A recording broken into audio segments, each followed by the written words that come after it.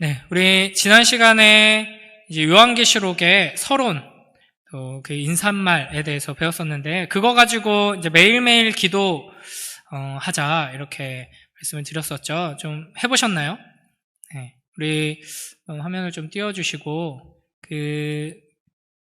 지난 시간 본문을 가지고 우리가 기도로 이제 매일매일 기도하고, 또 찬양하고, 이렇게 하자고 했었는데 한번 이 시간에 한 번 더 해보려고 해요. 그래서 제가 이제 축복의 인사로 이제 이 기도를 하면은 여러분이 크게 아멘 하시고, 또 찬양을 여러분이 또 큰 목소리로 하면 다 같이 아멘으로 하겠습니다. 이제도 계시고 전에도 계셨고 장차 오시리와 그의 보좌 앞에 있는 7영과 또 충성된 증인으로 죽은 자들 가운데서 먼저 나시고 땅의 임금들의 머리가 되신 예수 그리스도로 말미암은 은혜와 평강이 우리 모두에게 충만하길 축복합니다. 네, 찬양합니다. 그의 피로 우리 죄에서 우리를 해방하시고 그의 아버지 하나님을 위하여 우리를 나라와 제사장으로 삼으신 그에게 영광과 능력이 세세토록 있기를 원하노라. 아멘. 네, 우리가 이제 요한계시록 맨 앞부분을 계속 살펴보고 있는데요. 1절부터 3절까지는 이제 요한계시록이라는 책에 이제 편지이기도 하고 또 예언의 말씀이 담겨 있는, 그리고 묵시의 형태를 담고 있는 이제 이 책의 표지라고 보면 좀 이해하기 쉽다고 했었죠. 그리고 이제 4절부터 본격적인 편지가 시작되면서 인사를 하는 건데, 그래서 6절은 이제 4절부터 6절은 편지의 인사말과 또 삼위 하나님에 대해서 이야기하고 나서 그 삼위 하나님을 찬양하는 내용이었습니다. 그리고 나서 이제 우리가 오늘 읽은 본문이죠. 7절, 8절에서는 요한계시록의 가장 중요한 핵심 주제가 등장합니다. 바로 다시 오시는 예수 그리스도, 다시 오실 하나님, 전능하신 하나님에 대한 이제 내용이 등장합니다. 이게 바로 여러분 요한계시록의 가장 중요한 핵심 주제입니다. 자, 오늘 본문이 어떻게 시작하죠? 볼지어다라고 시작합니다. 이 볼지어다라는 말은 주목, 이런 뜻입니다. 여기를 다 함께 주목해봐라. 이제 성경에서, 특히 이제 요한계시록에서도 이제 반복해서 이 볼지어다라는 말이 등장하는데요. 이제 아주 중요한 핵심 메시지가 선포될 때 볼지어다라고 말합니다. 자, 그 다음에 뭐라고 말하죠? 그가 구름을 타고 오시리라 라고 말씀하십니다. 여기서 그는 누구겠어요? 예수 그리스도께서 구름을 타고 오신다라는 거죠. 여러분, 이제 구름 타고 오신다 하면 어떤 이미지가 가장 먼저 이제 머릿속에 떠오르시나요? 구름을 타고 온다. 이제 여러분, 이제 중고등부 친구들은 잘 모를 수도 있는데, 저는 구름 타고 온다 하면은 이분이 이제 가장 먼저 떠오릅니다. 손오공이죠. 한 10대 후반, 20대 친구들은 조금 반응을 하는 것 같은데, 그리고 더 연배가 있으신 분들은 이분을 생각했을 거예요. 누군지 알아요? 중고등부 친구들은? 네, 배추도사, 무도사라는 분들이신데, 이분들도 이제 구름을 타고 등장을 하시거든요. 그러니까 이제 예수님도 이런 식으로 구름을 타고 오신다는 거구나라고 이해하기가 쉬운데, 그래서 이제 예수님의 재림에 대한 그림을 그리는 경우, 특히 이제 좀 귀엽게 일러스트처럼 그리는 경우, 이렇게 손오공이나 배추도사, 무도사처럼 구름 위에 이렇게 탁 타고 구름을 운송수단으로 이용해서 오시는 것처럼 그리곤 합니다. 그런데 사실 이 구름을 타고 오시리라라는 이제 그 문장은 이제 제대로 번역이 안 됐어요. 이제 정확하게 번역하면 구름과 함께 오신다라는 말입니다. 구름과 함께 오신다. 이게 이제 특히 이제 요한계시록, 성경의 마지막 결론의 이야기인 요한계시록의 가장 중요한 초점이 예수님이 다시 오신다. 뭐 어떻게 오시냐, 언제 오시냐, 뭐 이런 데 관심을 갖는 사람이 많다 그랬잖아요. 근데 구름을 타고 오신다. 구름과 함께 오신다. 근데 이런 내용들을 이제 이상하게 해석하는 사람들이 많이 있어요. 뭐 이단들이. 그냥 그런 이단들의 잘못된 해석을 조금 비꼬아서 얘기를 해보면, 이제 뭐 구름과 함께 오시니까 뭐 연기 속에서 예수님이 오시는 거냐, 그런 식으로. 그래서 이제 흡연실로 예수님이 이제 임재하신다라든지, 아니면은 이제 구름, 영어로 뭐예요? 클라우드. 그래서 뭔가 이제 4차 산업혁명 이후에 클라우드 서버에 이제 예수님이 이제 임재하신다. 이런 말도 안 되는 해석인 것 같죠? 근데 이제 이단들이 성경을 해석하는 게 이 정도로 허무맹랑하고 말도 안 되는 방식으로 이제 해석을 하고 있어요. 우리는 성경을 어떻게 바르게 해석해야 하는가? 제가 이제 항상 제일 강조하는 게 문맥입니다. 문맥. 이제 성경을 제대로 읽고 이해해서 하나님께서 우리에게 뭘 말씀하시는지를 깨닫기 위해서 중요한 3가지 핵심이 있는데 문맥, 그리고 문맥. 그래서 우리는 성경의 문맥을 파악하고 그 문맥 안에서 이 메시지들을 이해해야 되는데, 그래서 요한계시록 이 서론을 길게 지금 1장 진도가 천천히 세세하게 나가고 있는 거죠. 그리고 이제 요한계시록이라는 책은 성경 66권의 마지막 책이고 결론이라고 그랬잖아요. 그러니까 이 요한계시록의 여러 가지 상징들, 표현들이 어떤 메시지를 담고 있는지를 제대로 이해하기 위해서는 구약을 잘 알아야 됩니다. 그래서 구약에서 구름과 함께 임재하시는 분이 있어요. 누구겠어요? 여호와 하나님이시죠. 그래서 출애굽기 16장 보면은 성막에 여호와 하나님께서 임재하실 때 그 영광이 구름 속에 나타납니다. 그리고 역대하나 이제 여러 군데 있는데 한 개씩만 뽑은 거예요. 이제 성전에서도 하나님의 영광, 하나님께서 임재하셨다, 하나님께서 우리 가운데 오셨다라고 할 때 구름 가운데 구름이 먼저 오고 그 가운데 이제 하나님께서 오시죠. 그리고 이제 마태복음 17장에 예수님께서 변화산에서 그 영광스러운 모습으로 변화하시죠. 빛나는 영광으로 이제 제자들에게 보여주시는데 그때에도 구름이 빽빽하게 가득 차게 됩니다. 그러니까 이런 맥락 속에서 예수님께서 구름과 함께 임하신다라는 것은 예수님의 임재가 바로 하나님의 임재와 같다라는 것이고요. 영광으로 임하신다라는 뜻이라고 할 수 있습니다. 그리고 이제 직접적으로 이 구름 타고 오신다, 구름과 함께 오신다라는 표현은 다니엘서 7장의 말씀을 인용하고 있는 거예요. 그러니까 이제 사도 요한이 이 요한계시록을 기록할 때 그냥 막 하나님이 이렇게 조정해가지고 막 무아지경에 빠져가지고 막 달달달달달달달 막 쓴 게 아니라 하나님께서 보여주신 환상을 이제 해석하면서 이제 아주 체계적으로 치밀하게 작성을 했는데, 명백하게 다니엘서 7장 13, 14절 말씀을 인용하고 있습니다. 한번 같이 읽어볼까요? 시작. 내가 또 밤 환상 중에 보니 인자 같은 이가 하늘 구름을 타고 와서 옛적부터 항상 계신 이에게 나아가 그 앞으로 인도되매 그에게 권세와 영광과 나라를 주고 모든 백성과 나라들과 다른 언어를 말하는 모든 자들이 그를 섬기게 하였으니 그의 권세는 소멸되지 아니하는 영원한 권세요 그의 나라는 멸망하지 아니할 것이니라. 아멘.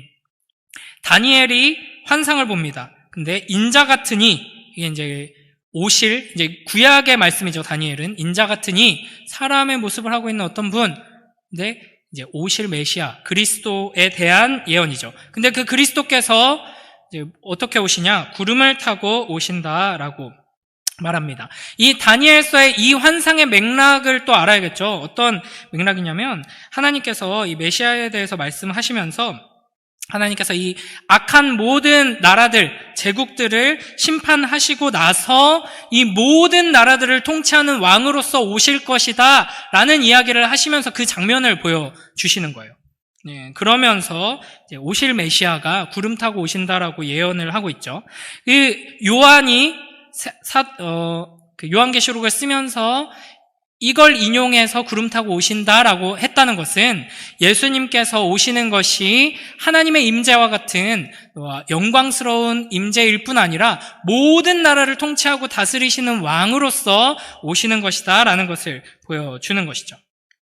예수님께서 처음 오셨을 때는 어떻게 오셨죠? 구름 타고 오셨나요? 엄마 뱃속에, 마리아 뱃속에 작은 아기로 오셨죠. 그래서 예수님의 처음 태어나심, 처음 이 땅에 오심, 성육신이라고 하는 이 크리스마스 사건은 예수님의 낮아지심입니다. 그리고 나서 이제 고난받으시고 십자가에 달려 죽으심으로써 낮아지셨죠.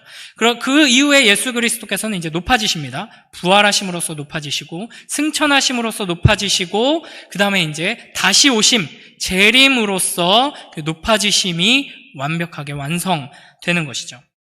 그래서 우리가 흔히 오해하기 쉬운 게 예수님께서 우리를 구원하기 위해서 행하신 일을 이제 낮아지심과 높아지심이라는 이미지로 이제 정리해서 표현을 하는데, 예수님의 이제 성육신, 이 땅에 오심, 아기로 오신 것과 고난받으시고 십자가에 죽으신 것은 낮아지심이고, 부활하시고 승천하신 것은 높아지심이고, 이제 재림, 하늘에서 이제 다시 오신다라고 하니까 위에서 아래로 내려오는 거잖아요. 그러니까 낮아지심이라고 생각하기 쉬운데, 예수님께서는 이제 높아지신 완성으로서 재림하시는 것입니다. 그러니까 왕으로서 모든 나라와 민족들, 온 세상을 통치하기 위해서 이제 완벽하게 그 왕권을 손에 쥐고 등극하기 위해서, 왕으로 등극하기 위해서 오시는 것이죠. 이 예수 그리스도의 영광스러운 재림의 장면을 이제 7절이 이야기해 주는 것입니다. 우리 한 번 더 7절 말씀 읽어볼까요? 함께 읽습니다. 시작. 볼지어다 그가 구름을 타고 오시리라.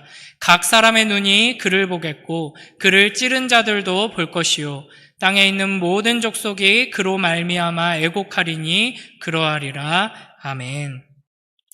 그래서 지금 이제 하나님께서 요한을 통해서 1세기에 박해받고 있는 교회에게, 성도들에게 이 말씀을 주시면서 잘 봐라, 너희의 눈을 들어서 봐라, 너희가 믿고 의지하고 있는, 기다리고 있는 그 예수 그리스도께서 하나님이 다시 오시는 것처럼 영광스러운 중에 이제 왕으로서 오실 것이다 라고 말씀하시는 겁니다. 그러면서 뭐라 그러냐면, 이 세상 모든 사람들이 다시 오시는, 구름 타고 오시는 예수님을 보게 될 것이다 라고 말합니다.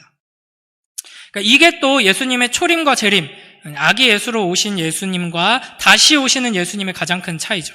아기 예수님의 오신 소식을 듣고 예수님을 만났던 사람들은 소수였죠. 목자들이었고 동방박사였고, 그죠?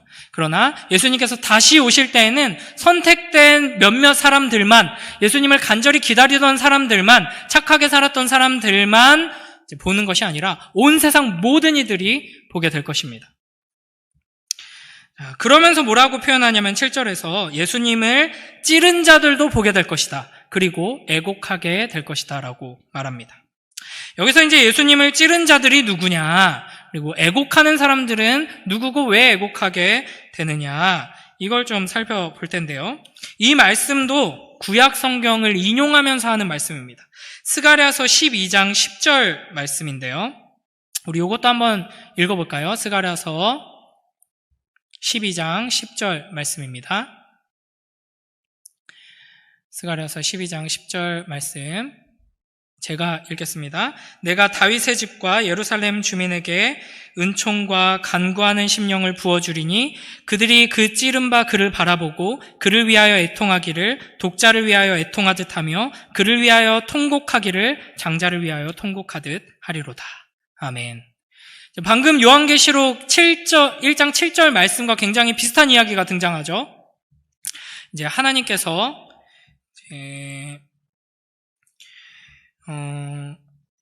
이제 다윗의 집과 예루살렘 주민에게 은혜를 베풀어 주시면서 그들에게 회개하는 마음을 주세요. 그래서 그들이 어떻게 되냐면 자기들이 찌른 그를 바라보면서 이제 우는 거죠. 애통해 하는데 마치 이제 하나밖에 없는 자식을 잃은 부모처럼 이제 통곡하면서 울게 된다라는 말씀입니다. 요 스가랴서의 맥락도 우리가 조금 알아야 되는데, 그러니까 이스라엘의 구원을 예언하는 말씀입니다.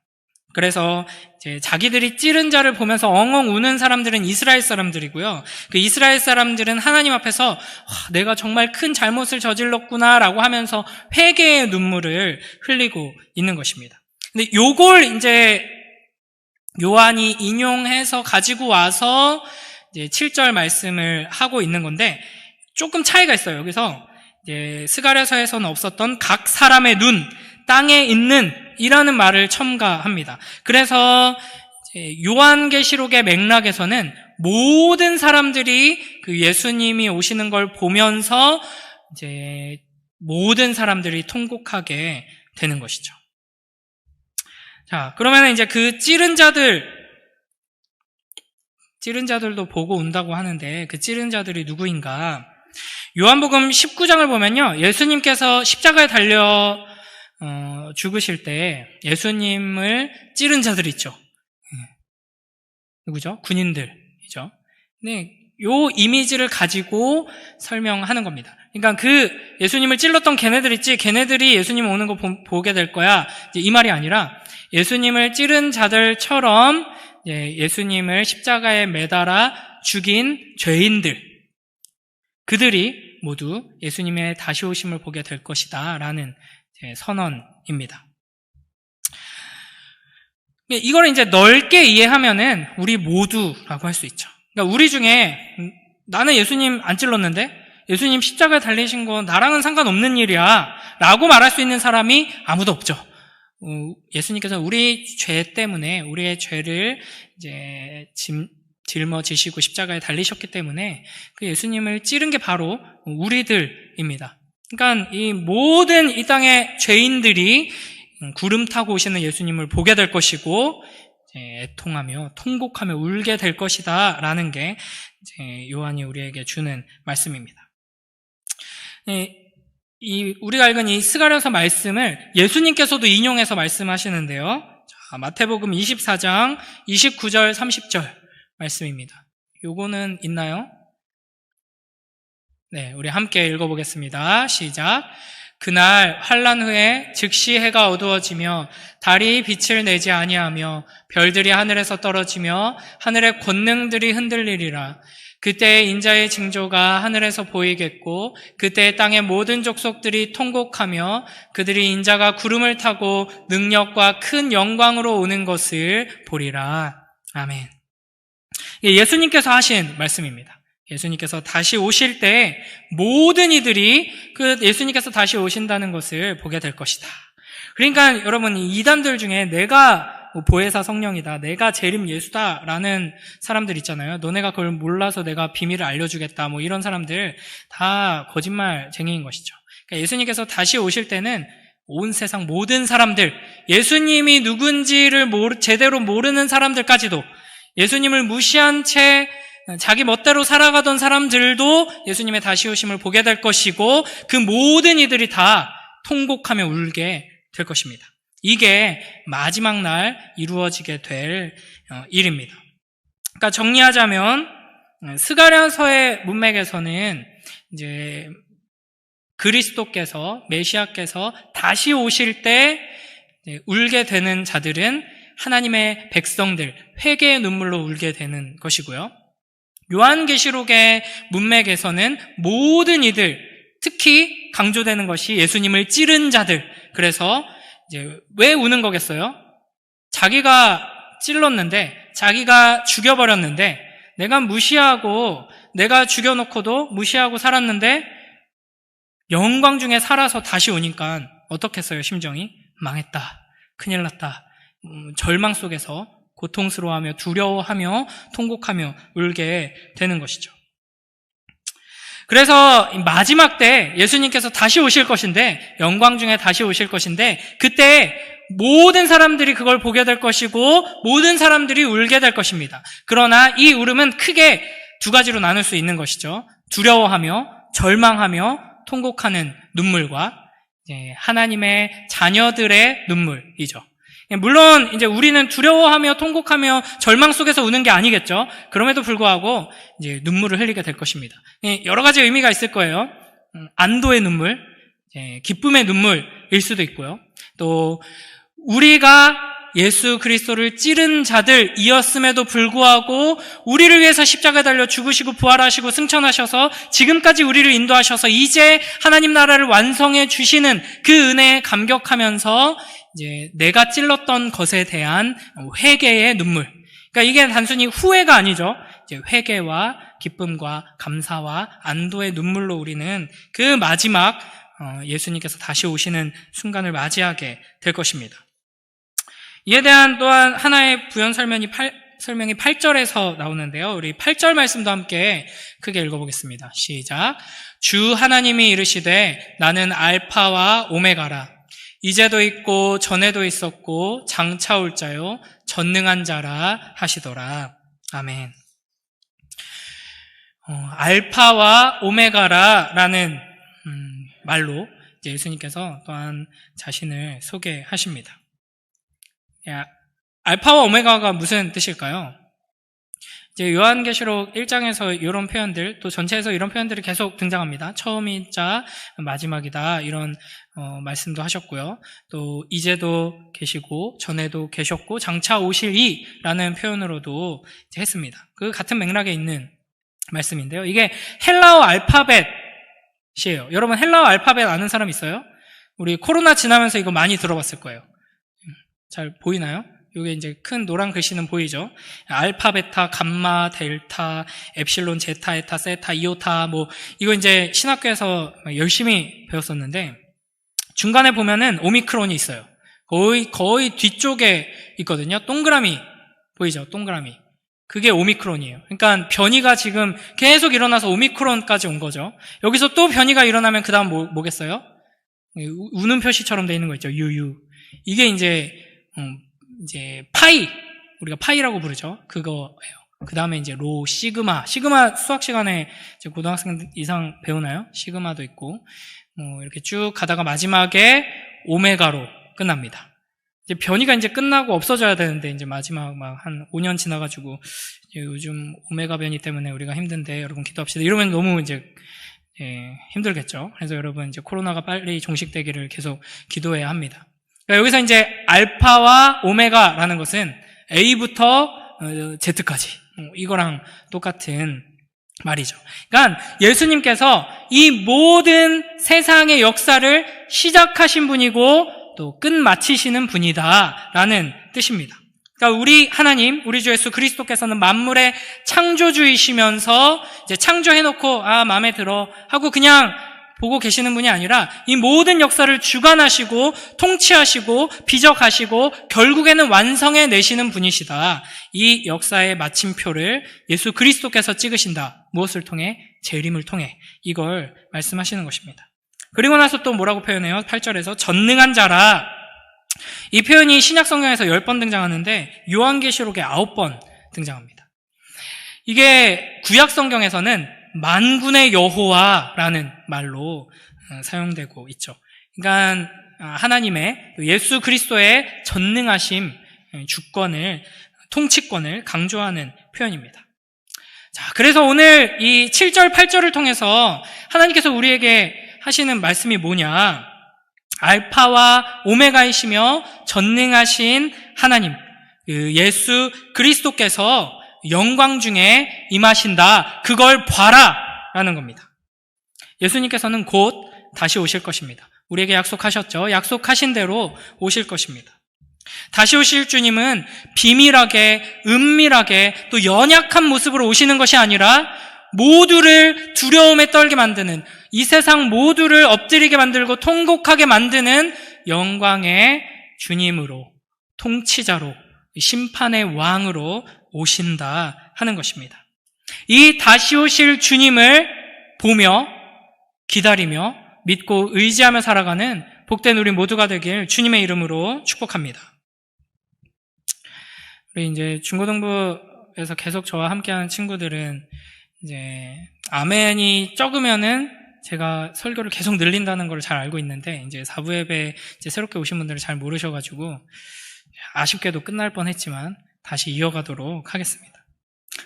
여러분, 예수님께서 다시 오신다 하는 것에 대한 개념을 우리가 잘 세워야 됩니다. 그러니까 예수님께서 다시 오신다 하는 건 낭만적으로 예수님이 날 사랑하셔서 항상 나와 함께 하신다고 하셨기 때문에 곧 다시 오실 거야. 이런 맥락이 아닌 거예요. 너 힘들지? 내가 곧 너에게 가서 내가 너를 안아줄게. 내가 곧 너에게 가서 너의 그 고민 내가 다 들어주고 내가 너 위로해줄게. 내가 옆에서 너의 힘이 되어줄게. 내가 조금만 기다려. 내가 곧 가서 너를 내가 축복해줄게. 이 정도 수준이 아닌 것이죠. 그러니까 예수님께서 다시 오실 때는 우리의 문제가 이제 해결될 거다. 이 정도 수준이 아니라 이 세상이 끝나는 겁니다. 이 세상 모든 문제가 해결되고 이 세상에 영원한 하나님 나라가 완성되는 것이죠. 그렇기 때문에 예수님께서 다시 오신다는 약속이 우리에게 소망이 되는 것이고 위로가 되는 것이고 우리가 그것을 바라보며 믿고 의지해야 하는 것입니다. 그래서 이제 이 예수님의 다시 오심을 좀 어떻게 우리가 이해해야 하는가? 예를 들면 이 세상이 악한 것들로 가득 차 있죠. 그래서 이제 조폭들이 세력 다툼을 하면서 막 싸우고 있어요. 우리는 막 그 사이에서 막 이 독사파한테 괴롭힘 당하면서 막 뺏겼다가 또 도끼파한테 괴롭히면서 막 뺏겼다가 막 이렇게 막 이리저리 막 너무 괴로운데 이제 우리 아빠가 이제 해외에 나갔다가 이제 돌아온 거죠. 근데 아빠가 형사야. 근데 누구냐? 마동석이야. 그래가지고 이제 오자마자 이제 도끼파랑 독사파랑 다 불러가지고 너네 다 딱 서 일로 와 해가지고 이제 마동석의 그 트레이드 마크 있죠. 이제 싸다구를 다 날리면서 다 평정하고 다 감옥에 집어넣고 이제 그렇게 하시는 게 이제 예수님께서 다시 오셔서 하실 일인 것입니다. 예전 드라마인데 사랑의 불시착이라는 드라마가 있었어요. 혹시 보신 분 있으신가요? 되게 유명했다고 하는데 몇 분 이렇게 표시를 해주시는데 역시나 이제 저는 이제 안 봤고요. 이제 유튜브를 통해서 이제 짤만 봤는데 재밌는 장면이 하나 있더라고요. 여기 이제 공유가 아니라 저 사람 누구죠? 현빈. 네, 현빈이랑 이제 손예진이 주인공인데 현빈이 북한에 배경이 북한이에요. 북한 군인인데 거의 이제 수령동지 다음으로 이제 제일 높은 사람의 하나밖에 없는 아들로 나오더라고요. 근데 어떤 군인들이 이 현빈을 잡아가지고 끌고 가요. 그래가지고 막 신문을 해요. 그런데 죄가 있어서 신문하는 게 아니라 죄가 없는데도 죄가 없는 걸 알면서도 막 신문하면서 네가 이거 잘못했지 막 이렇게 얘기를 하는 거예요. 잘못 안 했다고 하니까 꼭 구멍이 있어야지 못이 들어가는 줄 아느냐, 못을 박으면 구멍이 생기는 거다 막 이러면서 이제 없는 죄를 만들어서 너를 이제 잡아 넣을 거다 막 이런 식으로 신문을 하는 거예요. 이제 그때 이제 이 군인의 상관이 뭔 일 났나 하고 구경하러 왔는데 이제 현빈을 알아본 거죠. 그래가지고 너 지금 뭐 하고 있는 거야? 막 이러면서 화를 내요. 이제 엄청나게 이제 경로를 하면서 천지분간을 못하냐 막 이러면서 이 사람이 누군지 아느냐고 이 총정치국장 하나뿐이 없는 아들이야 막 이러면서 이제 화를 내고 정강이를 걷어찬 다음에 현빈을 데리고 이제 자기 방으로 가더라고요. 하물며 총정치국장 아들을 저렇게 괴롭힌 것만으로도 큰일이 나는데 만약에 이제 수령동지 하나밖에 없는 아들을 못 알아보고 괴롭히고 있었는데 수령동지가 나타났다. 너 우리 아들한테 뭐 하고 있는 거야? 이러면 어떻게 되겠어요? 작살 나겠죠. 이제 모든 것이 다 끝장나는 순간입니다. 그러니까 우리 주 예수 그리스도께서 다시 오실 때 우리는 정강이를 걷어차이는 자가 될 것인가? 아빠 쟤네들이 나한테 이렇게 했어 라고 이제 하면서 아빠한테 달려갈 수 있는 자가 될 것인가? 거기서 우리의 통곡이 어떤 통곡이 될 것인가가 갈리게 될 것입니다.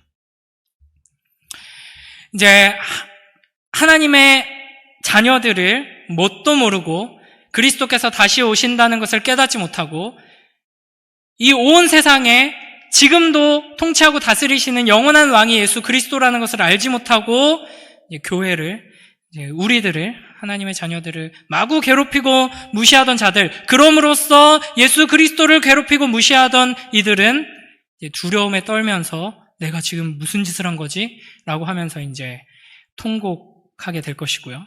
우리들은 기쁨의 눈물을 흘리게 되겠죠. 그리고 또 회개의 눈물을 흘리게 될 것입니다. 이제 그때 우리가 어떤 감정일까를 여러분 한번 생각해 보세요. 이제 작은 아이들이 이제 부모님, 엄마를 잃어버리거나 이렇게 하면은 바로 안 옵니다. 제가 조금 짓궂어가지고 저희 아들들이랑 이렇게 산책 가다가 막 둘이서 막 이렇게 쫄래쫄래 가면은 몰래 뒤에서 숨어요. 그러면 이제 두리번두리번 거리면서 겁먹은 표정으로 싹 변하거든요. 이제 아이들의 특성이 좀 그런데 이제 가다가 이렇게 살짝 쿵 넘어지잖아요. 심각하게 넘어지는 거 아니고 살짝 쿵 넘어지면은 엄마 아빠가 옆에 있으면은 바로 옵니다. 그런데 이제 엄마 아빠가 안 보이면은 찾아요. 엄마 아빠 어디 갔지? 찾다가 저기 있구나 하고 눈이 마주치는 순간 이제 울기 시작합니다. 그러니까 우리가 예수 그리스도께서 다시 오실 때 다시 오시는 주님을 보게 될 거예요. 이제 그 순간 우리는 이제 통곡하게 될 건데 그 통곡의 의미는 아마도 이 아이들이 너무 엄마 어디 갔지? 아빠 어디 갔지? 왜 안 보이지? 어떻게 된 거지? 나 큰일 났네? 하면서 벌벌 떨고 울지도 못하고 계속 찾고 있다가 드디어 엄마를 마주했을 때 이제 우는 그 눈물하고 비슷할 거예요. 좀 서러운 눈물이죠. 엄마 어디 갔었어? 엄마가 나 버린 줄 알았잖아. 왜 이제 왔어? 하면서 우는 눈물. 내가 얼마나 아팠는지 알아? 하면서 우는 눈물. 이제 그리고 엄마가 나를 버린 게 아니구나라는 것을 깨닫고 안심하면서 서럽게 우는 거죠. 내가 진짜 엄마가 나 버린 줄 알고 무서웠잖아 하면서 나 버린 거 아니었구나. 이 눈물이요. 이거 이제 우리가 예수님이 다시 오실 때 이제 겪게 될 감정일 것입니다. 예수님이 다시 오심을 두 눈으로 똑똑히 보면서 절망의 통곡이 아니라 이와 같은 엄마 품에 꼭 안겨서 서럽게 우는 아이처럼 감사와 기쁨과 안도와 회개의 눈물로 주님 품에 안기는 우리 모두가 되길 주님의 이름으로 축복합니다. 그래서 여러분, 우리는 이제 계속해서 이것을 생각해야 합니다. 예수님께서 구름 타고 오신다. 곧 오신다. 다시 오신다. 재림을 우리는 생각해야 합니다. 여러분, 이제 앞날에 대해서 걱정이 많으시죠? 내가 이 성적 가지고 대학이나 갈 수 있을까? 라든지, 내가 취직을 할 수 있을까? 라든지, 내가 결혼을 할 수 있을까? 라든지, 앞날에 대한 걱정이 이제 많을 거예요. 그리고 미래에 대한 여러 가지 나름대로 계획을 세우고 꿈을 꾸고 있는 사람들도 있을 겁니다. 그런데 우리는 단순히 앞으로 몇 년, 앞으로 몇십 년을 이제 준비하고 계획하는 것이 아니라 예수님께서 다시 오셔서 완성될 그 영원한 미래를 고려하고 이제 그 계획 안에서 살아가야 하는 것입니다. 그래서 우리가 아무리 지혜를 끌어모아가지고 힘을 다해서 내 앞날을 준비하고 계획한 대로 한 걸음 한 걸음 나아간다고 하더라도 예수님께서 다시 오시면 이 모든 것들이 이제 끝나게 되는 거예요. 제가 이제 20대 초반에 군대에 있으면서 맨날 수첩에다가 그렸던 게 이제 마당이 딸린 그리고 뒷마당에는 작은 연못이 있는 2층 집이었거든요. 그래서 나는 2층 집에 살고 싶다, 막연하게 그런 꿈을 가지고 있었는데, 예를 들어서 그런 꿈을 가지고 평생을 열심히 살아왔던 사람이 있다고 생각해 봅시다. 2층 집에서 온 가족이 오손도손 사는 게 평생의 목표예요. 그래서 평생 열심히 일하고 아껴 쓰고 해가지고 자기가 원하는 그 2층 집을 다 마련했어요. 완공을 했어요. 그리고 이사 들어갔어요. 그 첫날 밤 온 가족이 모여서 감격스럽게 식탁에 앉았는데 갑자기 하늘에서 천둥이 치더니 온 세상에 구름이 깔리더니 예수님이 오셨어요. 그러면 어떻게 될까요? 어떻게 되는 거예요, 이 사람은? 뭘 어떻게 돼요? 모든 걸 다 가지게 되는 거죠. 여러분, 이게 이제 여러분의 이제 개념, 생각을 이제 잘 정돈해야 하는 겁니다. 우리가 무엇을 하든지 간에 하나님과 동행하며 하나님의 영광을 위해 살아왔다면 예수님이 오실 때 우리는 완성되게 될 것이고 모든 것을 얻게 될 것입니다. 그러나 예수님과 상관없이 계획을 세우고 예수님과 상관없이 열심히 공부하고 열심히 일하고 열심히 아껴 쓰고 모아서 차근차근 하나하나 이루어 나간 사람이었다면 예수님이 다시 오실 때 망했다, 허무하다, 큰일 났다 라고 반응하게 되는 것이죠. 여러분, 주님께서는 분명히 다시 오실 것입니다. 우리를 사랑해서 우리를 구하러, 우리를 찾으러, 우리를 완성시키러 곧 오실 것입니다. 예수님을 믿고 바라보며 다시 오심을 기다리며 살아가는 자들은 예수님께서 다시 오실 때 기쁨으로 찬양하며 눈물을 흘리게 될 것입니다. 그러나 이 세상을 사랑하며 이 세상을 전부로 여기면서 살던 사람은 이제 충격과 공포의 눈물, 두려움과 후회의 눈물을 흘리게 될 것이고, 그동안 살아왔던 인생, 그동안 노력했던 모든 것들이 무의미하게 될 뿐 아니라 오히려 이제 자신을 정죄하는 이제 칼이 되어서 자기에게 돌아오게 될 것입니다. 예수님이 다시 오시는 그날에 참된 기쁨으로 찬양하며 감격의 눈물을 흘리는 우리 모두가 되길 주님의 이름으로 축복합니다. 여기서 한 가지만 더, 정확하게 말하면 이제 두 가지만 더 이야기를 하도록 하겠습니다. 다시 오시는 예수님을 보라! 라고 말씀하시죠. 이 예수님을 보는 것은 여러분 미래에 예수님이 언제 오실지 모르지만 곧 오신다고 약속하셨는데 그때에만 보는 것이 아니라 매일매일 하나님의 말씀을 붙들고 믿음의 눈을 들어서 봐야 하는 것입니다. 그렇기 때문에 우리의 애통하는 이 눈물은 마지막 때로 보류해 놓을 것이 아니라 예배의 자리에서 하나님을 찬양할 때 하나님의 말씀을 묵상하고 배우며 그 말씀 안에서 다시 오실 우리 주 예수 그리스도를 볼 때마다 우리는 회개의 눈물과 기쁨과 감사의 눈물, 두려웠던 그 마음들을 하나님께 쏟아내면서 안도하면서 서러운 눈물을 우리는 계속 쏟아내야 하는 것이죠. 그러니까 우리는 마지막 때에야 비로소 하나님 앞에 서게 되는 것이 아니라 예배의 자리를 통해서 하나님의 말씀을 통해서 매일매일 언제 어디에 있든지 간에 코람데오 하나님 앞에 선자로 살아갈 수 있게 되는 것입니다. 그래서 여러분 매일매일 삶 속에서 다시 오실 우리 주 예수 그리스도 구름 타고 오시는 그 주님을 바라보며 애통하는 우리 모두가 되길 주님의 이름으로 축복합니다. 두 가지라 그랬죠. 마지막. 참으로 마지막입니다. 여러분, 이렇게 다시 오실 예수 그리스도를 믿고 기다리고 의지하고 바라보며 사는 사람들은 이 세상 사람들과 마지막 때에 그들은 두려움과 절망의 통곡을 하고 우리는 이 복잡한 기쁨과 감사와 또 이 안도와 회개의 통곡을 한다는 점에서 그 마지막 장면에서만 다른 것이 아니라 우리의 삶의 모습에서도 큰 차이를 보여야 할 것입니다. 그 중에서 딱 한 가지만 얘기해 보려고 합니다. 여러분이 참으로 이 예수 그리스도를 바라봄으로써 다시 오실 예수님을 모르는 자들, 다시 오실 예수님을 기다리지 않은 채 자기 뜻대로 살아가고 있는 자들과 여러분이 구별된 모습으로 자라나길 축복합니다. 어떤 모습이냐면요, 제가 요즘에 꽂힌 노래가 있어요. 여러분 아시는지 모르겠는데 장기하라는 사람 알아요?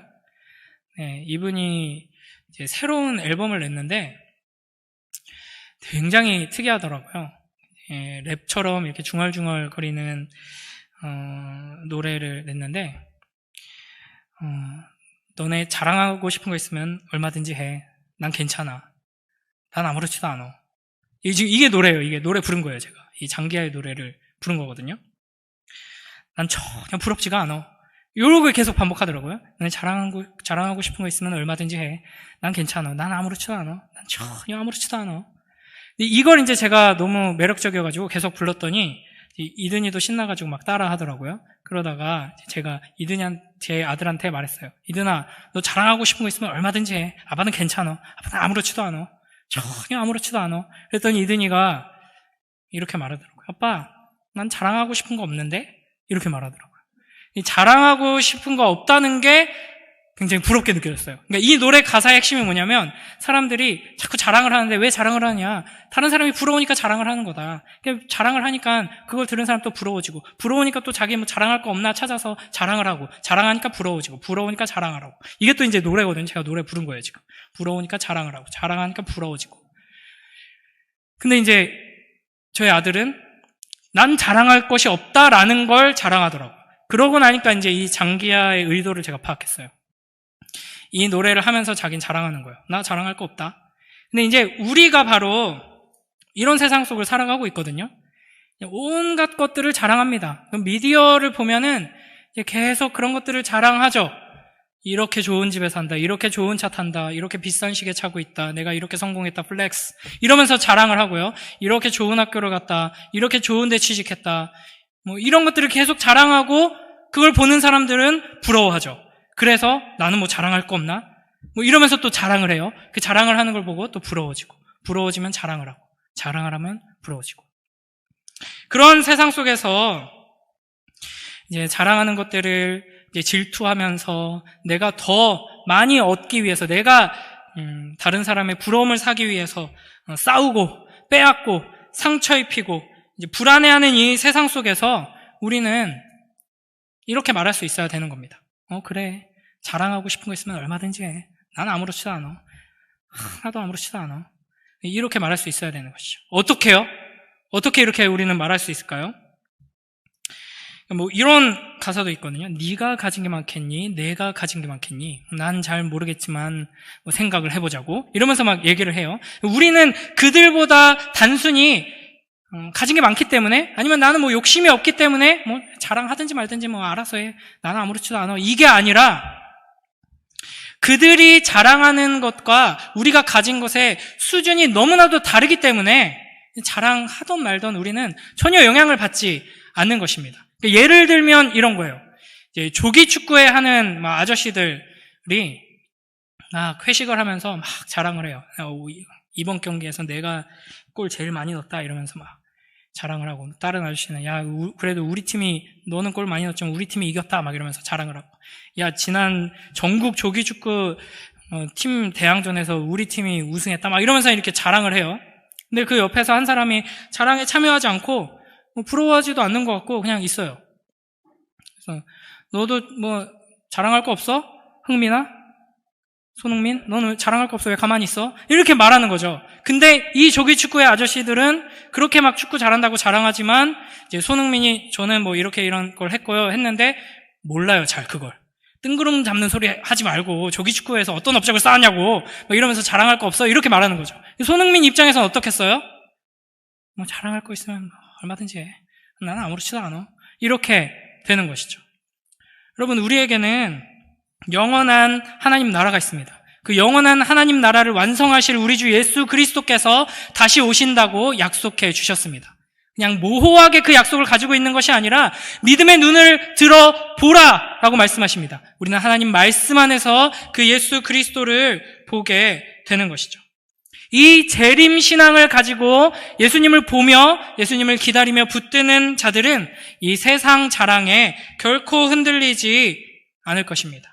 여러분, 헛된 자랑들로 인생을 낭비하는 이 세상 속에서 나 성적 높다, 나 좋은 대학 갈 거다, 갔다, 나 취직 잘했다, 우리 집 70평이다, 우리 아빠 벤츠 탄다, 이런 걸로 자랑하는 한심한 녀석들 속에서 자랑할 거 있으면 얼마든지 해 라는 마음을 가질 수 있는 우리 모두가 되길 주님의 이름으로 축복합니다. 비명을 지르면서 통곡하게 될 자들을 부러워하지 말고, 그들에게 휩쓸리지 말고 오직 오실 주님을 바라보고 기다리며 매일매일 삶 속에서 그 주님 앞에 서서 주님을 바라보며 감사와 기쁨과 안도와 위로와 회개의 눈물로 주님과 동행하는 복된 우리 모두가 되길 주님의 이름으로 축복합니다.